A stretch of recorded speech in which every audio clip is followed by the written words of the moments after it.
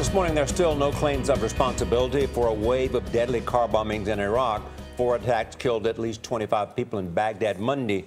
Right now, insurgents control some of Iraq's most important cities. As Terrell Brown shows us, it is a major blow to American war veterans. This spot on the map right here is actually where we were ambushed on December 23rd. Nearly 10 years ago, Marine Corporal Jeremiah Workman and his team were inspecting homes for weapons in Fallujah. He and 7 of his men were attacked by about 24 insurgents. 3 of the Marines were killed. You know, I was the leader of those guys going in there, and it's tough. I mean, you don't think it's going to happen to you.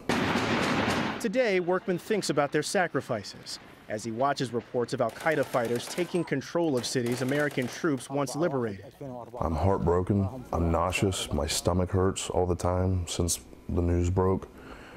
And it's mainly because I think the families of those fallen Marines and soldiers, and thinking and wondering why and how, and my son or daughter, you know, paid the ultimate sacrifice, and for what? Workman served in the Marines for 8 years. He left in 2009.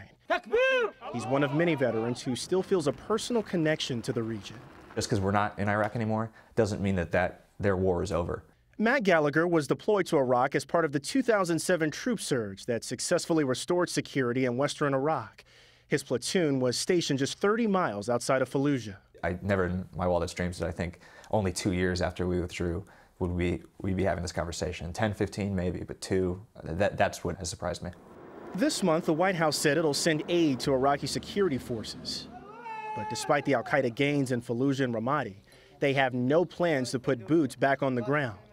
For General Richard Myers, former chairman of the Joint Chiefs of Staff, achieving stability will be a long-term process that involves more than just military might.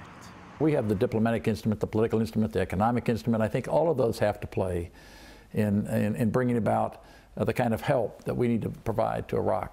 Now the community of veterans is left asking what more they could have done. Based on your experiences and everything that you saw and the terror that you lived through while you were over there, was it worth it?